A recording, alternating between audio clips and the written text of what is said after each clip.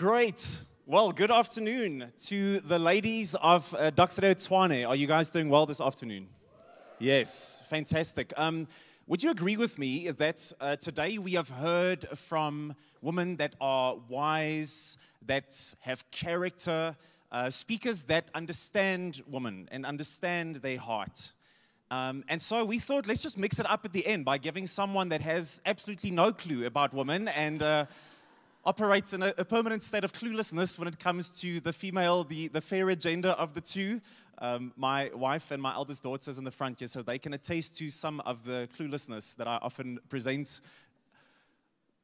But jokes aside, I want to maybe just say I'm so thankful. I want to celebrate, in fact, the opportunity that we have as we close out this afternoon with an invitation.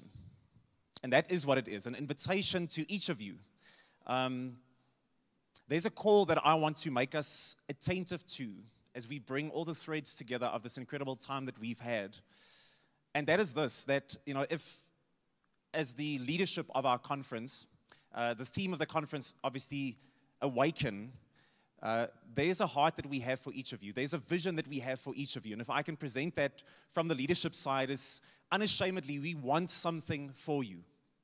And what we want for you is that you would live fully awakened, minute by minute, to what God is doing in your life, what He has done for you, what He wants to do in you, that you would live fully awakened, minute by minute, as you go from here to be in relationship with God and to be a representative of God wherever you find yourself.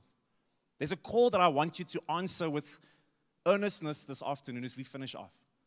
It's an invitation that you don't have to step into, but what I really want to encourage you is if you were to answer this call, I really believe God wants to come and change our city, transform our city in and through your life. There's a Christian philosopher called Os Guinness, and in his book, The Call, he puts it so beautifully. This is the invitation that I believe God has for each of you. Ladies of Doxedo Tshwane, your life is not an accident. God wanted you to be. How then are you searching for purpose in your life? Your ultimate why for everything that you do. For a purpose big enough to absorb every ounce of your attention. Deep enough to plumb every mystery of your passions. And lasting enough to inspire you until your last breath on earth. Ladies, nothing, absolutely nothing is more powerful, more intimate, and more important than to listen to the call of God, your Creator, and then to realign yourself to the very purpose of life by following His call wherever it leads. There is a call upon your life, and I want to invite you unashamedly this afternoon as we wrap up to answer that call, to live minute by minute to God's work in you and for you and through you. Can you imagine with me what that could look like if you were to live your life with that fully awakened spiritual heart? And to do that, what we're going to do is I'm going to take you into a moment in the history of the church where this theme of fully awakened life, minute by minute, was so pertinent to the church. And it's found in the letter 1 Peter. So I'm going to ask you ladies to open up a Bible with me, whether that is in paper or on your device. I've asked them just to have the lights on so that we can all see together. But if you can turn to 1 Peter, we're going to work through this book just quickly this afternoon. And as you're turning there, maybe just a bit of context. So about 25 or so years after the life, death, and resurrection of Jesus, one of the early followers of Jesus, his disciples called Peter, he writes a letter, pens a letter to a church that had its whole world just completely upended. And the reason for that is that the Roman Emperor Nero, he had basically initiated this very brutal bit of persecution over the early church and had forced them out of their homes, scattering them all over what we would call modern-day Turkey. And these followers of Jesus, and maybe just think about that. We've got ladies here, young and old today, and just imagine that just a couple of centuries ago, ladies exactly like you, young and old, were scattered amongst their homes and people daily facing shame, daily facing scorn, teasing for their faith. And they know what it feels like. They understood what it felt like emotionally to be stretched so thin, to say, God, I know that you have something for me, that your calling is great upon my life, but man, it's not always that easy to follow, to obey, to love. And so Peter writes a letter to them, and he wants to instill hope, unbreakable hope in them. Not cheap hope, not wishful thinking, not saying just stick your head in the sand and ignore what's actually going on in your life. But he says, I want to bring you to a Jesus-anchored hope, to life that is fully awakened to God's call upon who you are. And so I want to take you just through a journey where we see 3 anchor statements in this book that I think are the keys for us to live fully awakened to what God has for us. So let's read together. 1 Peter 1, verse 13.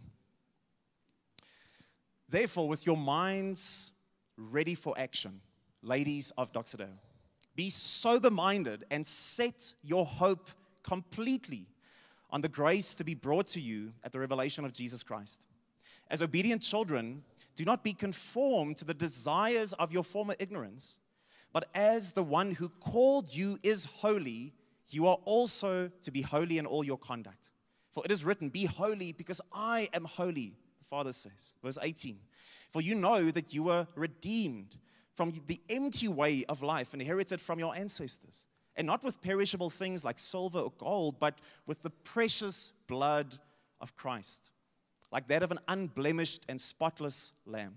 So let's go to chapter 4, verse 7. Peter once again says, the end of all things is near. Therefore, be alert, be sober-minded for prayer. Above all, maintain constant love for one another. I want to go to verse 11 here. He says, just as each one has received a gift, use it to serve others as good stewards of the varied grace of God. If anyone speaks, then let it be as one who speaks God's words. If anyone serves, let it be from the strength that God provides, so that God may be glorified through Jesus Christ in everything. And then one final time, chapter 5, verse 8. He says once more, be sober-minded, ladies of Doxa Deo, be alert. Why? Because your adversary, the devil, is prowling around like a roaring lion looking for anyone that he can devour. Resist him, ladies of Doxa Deo, firm in the faith, knowing that the same kind of sufferings are being experienced by your fellow believers throughout the world. The God of all grace, who called you to his eternal glory in Christ, he himself will restore and establish and strengthen and support you.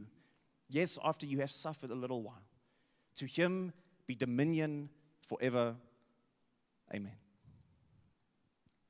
If it looks like I'm going to die up here, it is because I'm probably the only one going through menopause, it seems, in the house today. So you ladies are doing well. I'm the only man just absolutely getting fried in the front here. My spiritual gift is just being warm, like 24/7.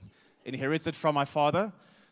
Difference between being hot and warm. Just throwing it out there. I've got the warm one. So if you see me melting progressively, that is not an illusion. That is just the truth. Oh, thank you. I'll take the tissues. It's hard being a man.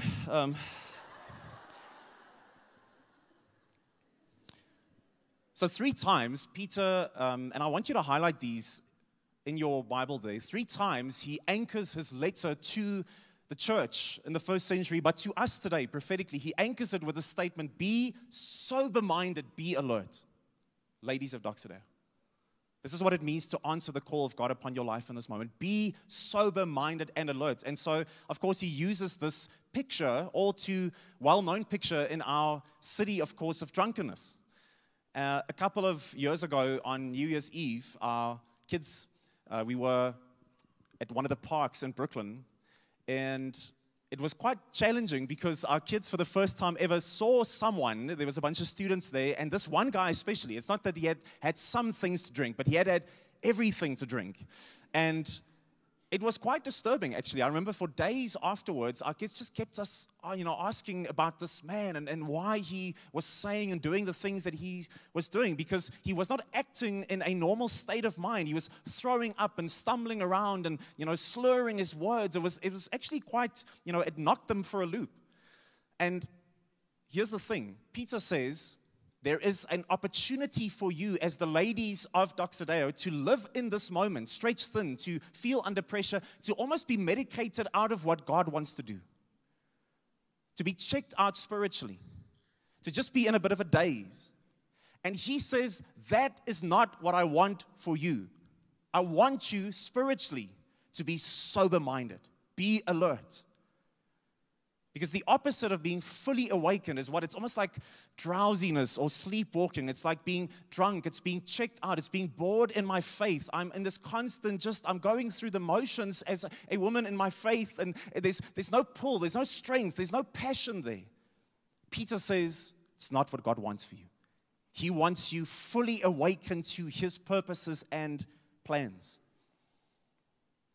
So the invitation at our conference end here is to say, let's take each of these statements and take them for yourself. What would it look like to live sober-minded, fully alert to three things: to God's work for you, God's work in you, and God's work through you? Ladies of Doxodeo, God says, I want you to take up the call, the invitation to live sober-minded, alert to his work for you, his work in you, and his work through you. Let's take a moment for each of those. Be fully awake, be sober-minded, be alert to God's work for you. So highlight with me in your Bible here. Let's go back to verse 13 in chapter 1. He says, with your minds ready for action. For the first time he says, ladies, be sober-minded, be ready for action. Set your hope completely on what?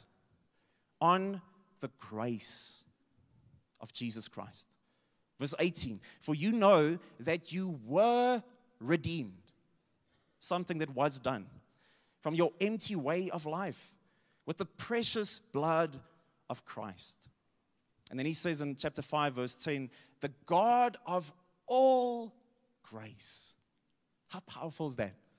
The God of all grace who called you, there's our phrase again, to this eternal glory in Christ, he himself, do you see that? He himself will restore, establish, strengthen, and support you. Ladies, I want you to get something here that Peter is trying to convey to us. He's saying that what it means to step into, at the end of our conference, into being fully awake, has not a whole bunch to do with what you can do, but what God has done for you.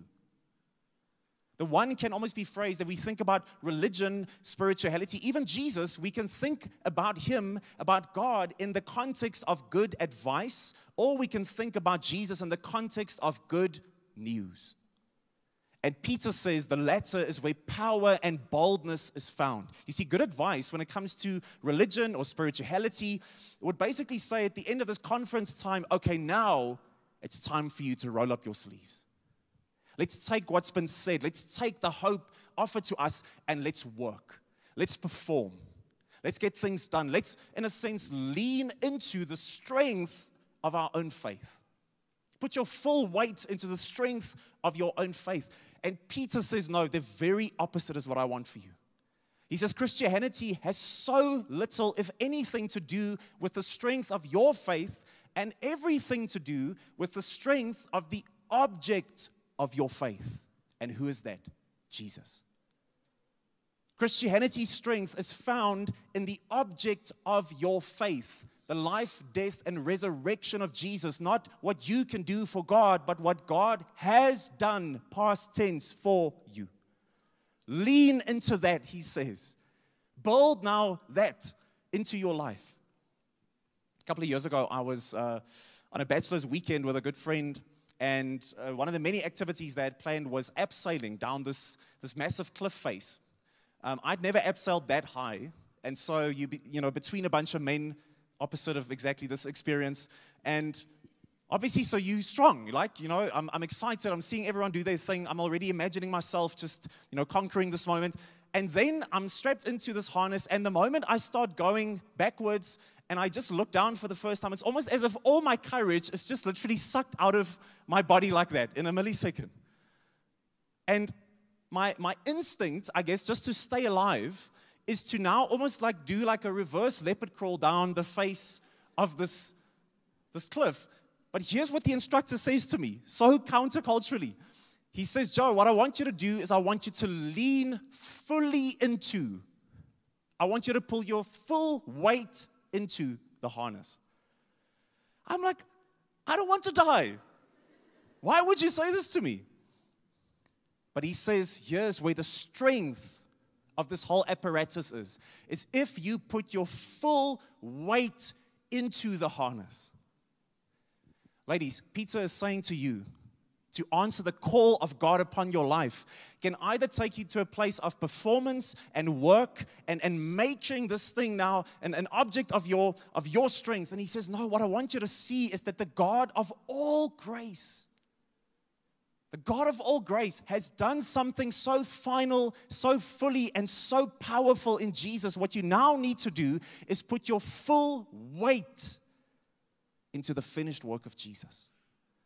May the God of grace become your identity, your purpose, your hope. And as you do that, you will find this foundation that He puts you on, it becomes unbreakable.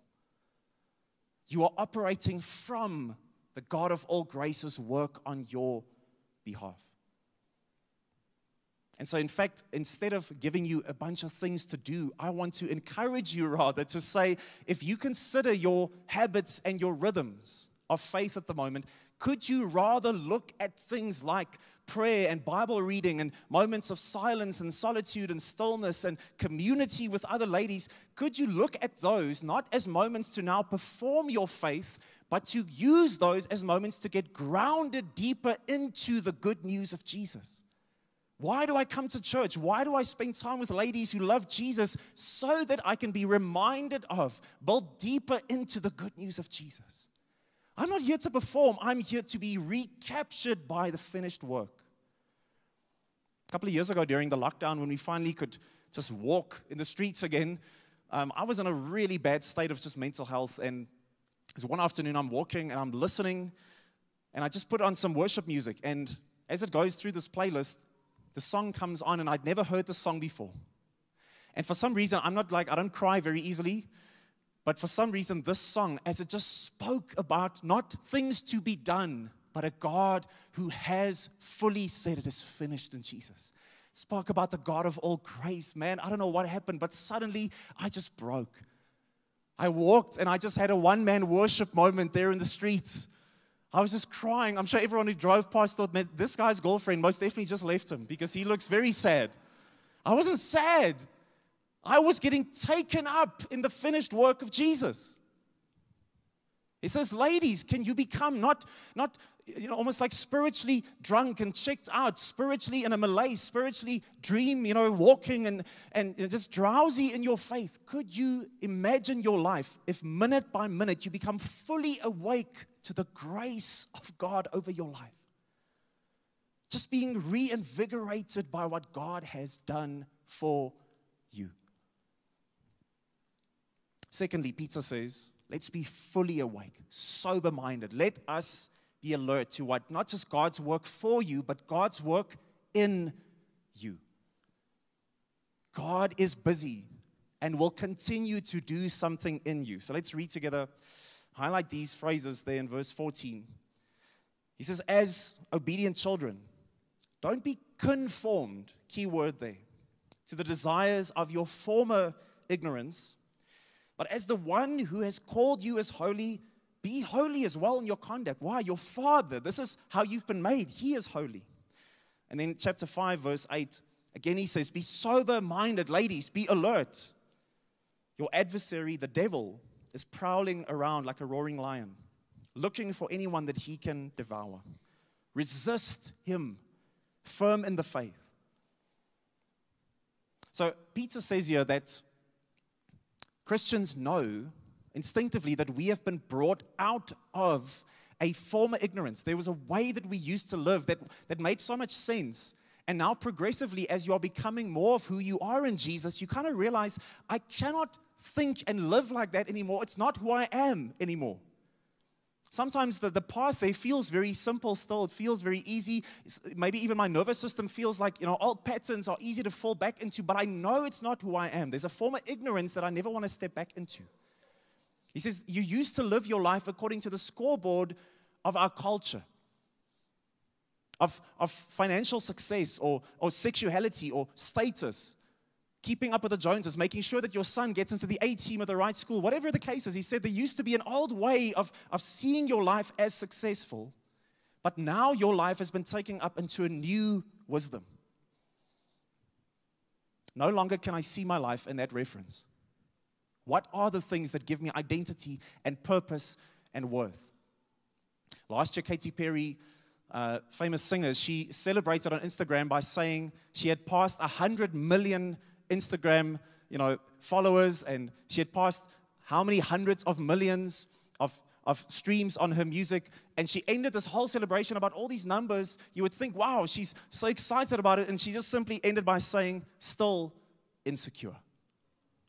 Still insecure. I thought, man, this is the mountain peak that everyone is running toward. She's there, and she says, I'm still insecure. A couple of years ago, we watched great documentary about Michael Jordan, probably best basketball player of all time, The Last Dance. And here is a man who has reached the pinnacle of sport, of business. He's a billionaire. And yet, for some reason, as you watch this, if you have, you would have seen it, that in the interview sections with him, there is this unsettledness in him. There's this slight, almost undercurrent of anger, of when they show him things about other people performing and doing well, there's this frustration almost, as if he still has to prove himself. If I'm not number one, then who am I? If I'm not succeeding, then what does that say about me? There is a reality that in our world, if the scoreboard of our culture is not giving you what you need, then your identity, your purpose, you feel almost undone. Let me give you an example of this. Let's get real for a second. Our culture, with all of its talk of being progressive and being, forward-thinking, yet a woman's appearance is still the number one obsession as seen by music and series, social media. What the cultural conversation is that what you look like and your sexuality is one of the most, if not the defining feature of being a woman. And so in our cultural almost mindset, especially here in Gauteng, if you are pushing 40 and you have not yet gotten your breast done and your butt lifted and your tummy and your lips and your crow's feet sorted out, then then what does that say about the kind of woman that you are? Am I being too real here for a second?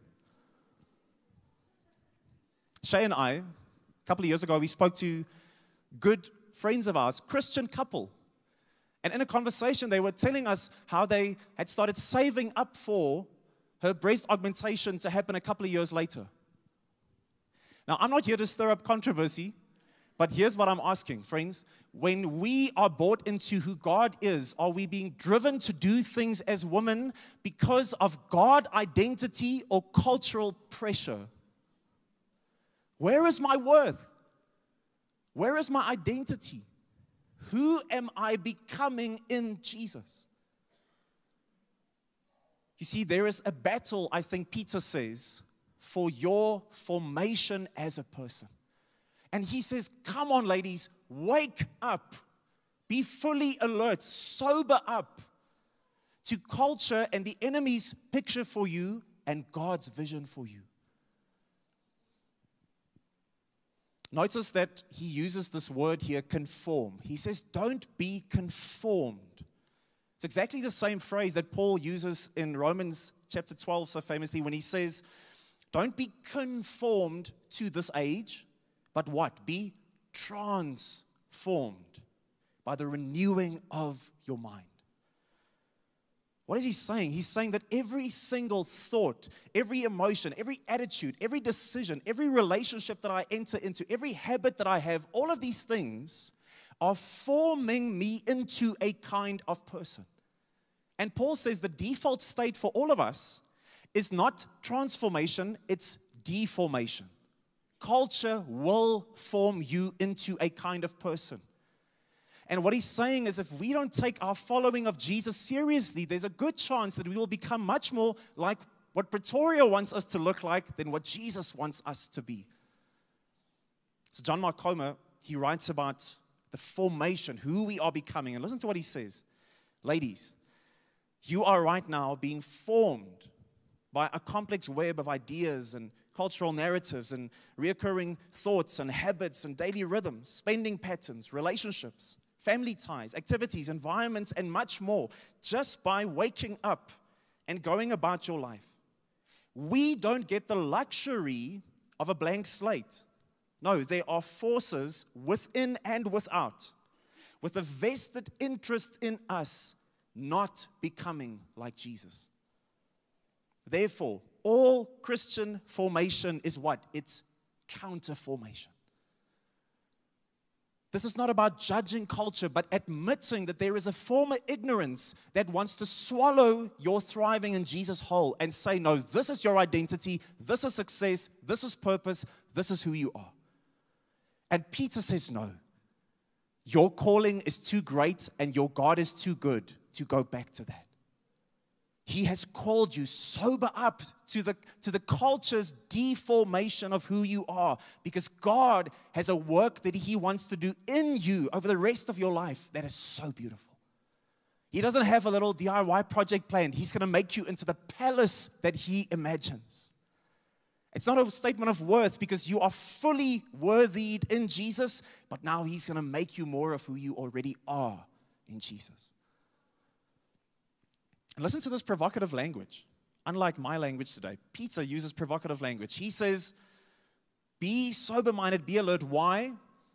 He says, because there is an adversary. He uses the word antidikos in Greek for the devil.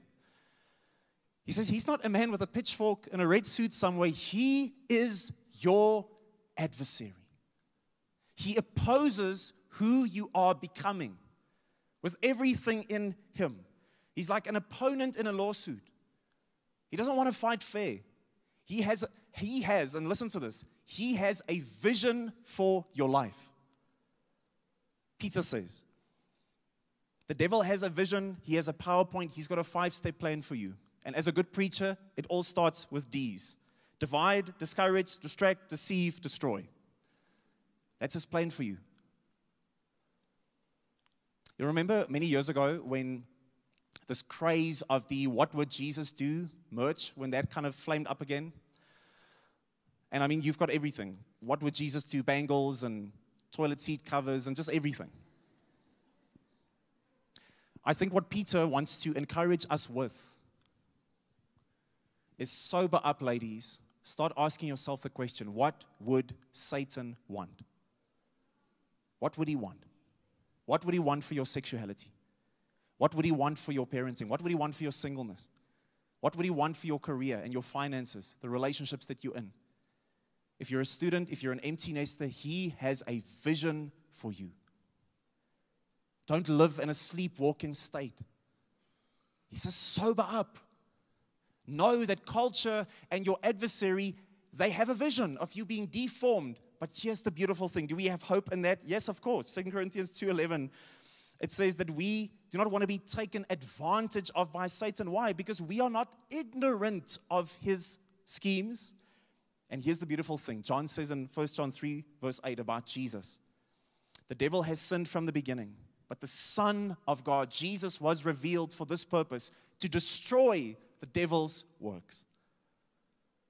The one that you serve is infinitely more powerful and committed to the woman that you are becoming than the enemy or culture can ever understand or know.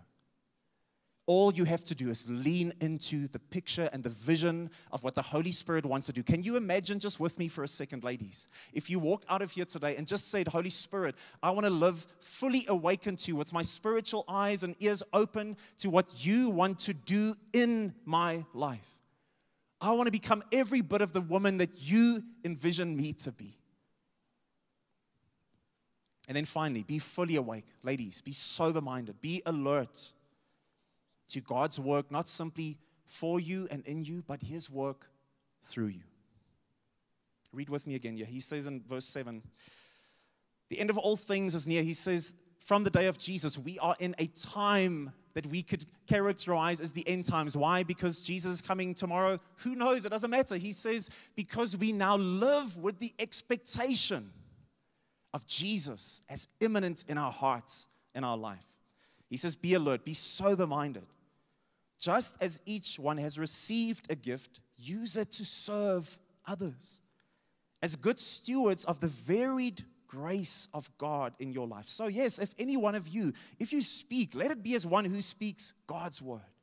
If any one of you serve, ladies, let it be from the strength that God provides, so that God may be glorified in everything. Can I just ask you this question? What in this very season, in your commune, in your city, in your street, in your home, in your business, in your singleness, in your marriage, what has God placed in your hands? What passions and giftings has He instilled in you? And how, instead of getting caught up in cultural confusion, instead of getting caught up in the enemy's plans for you, how can you say, Father, what I want to do more than anything, as I step into my Monday after Monday, is to do the will that you've called me to walk into the calling that you have called me to. God, in my marriage, I step into it with the gifts and the passions that you have instilled in me, and I want to serve in my family. I want to serve in my marriage. I want to serve in my business. I want to serve in my city. Why? Because I have to prove myself? No, because the one who loves me has served me with his own life. I want to serve with the gifts that he's given me. Eric Liddell, famously in Chariots of Fire, he's this incredible athlete, and his sister, maybe in a way of thinking maybe wrongly about faith, she says, well, you need to do something for God with your life. So you must become a missionary to China. It's very often how we think. I need to do something for God. Okay, so let me go and work for the church or become a pastor or something to that effect.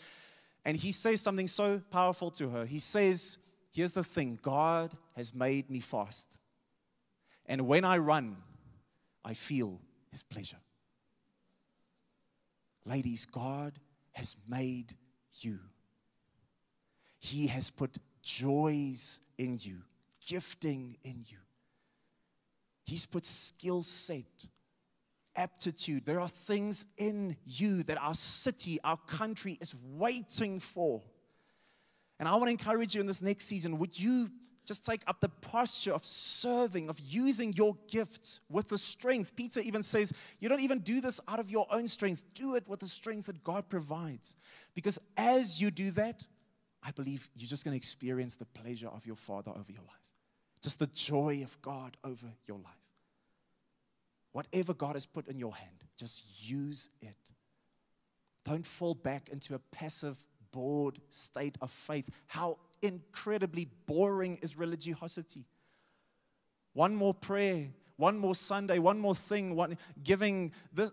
But the moment I realized, man, my God is for me. He has done something finished, beautiful for me. He is forming me. He's doing something in me. And now every single week I get to discover with Him minute by minute, God, in this very meeting, in this very conversation, in this very boardroom, in this very moment here next to the field with my child, what do you want to do through me? What an adventure when I live with you, God, fully awake to your plans. I want to finish off. There's an author called Lauren Hildebrand. She has written books like Seabiscuit and Unbroken, and just a prolific author, incredible woman. But at the age of 19, she got diagnosed with chronic fatigue syndrome.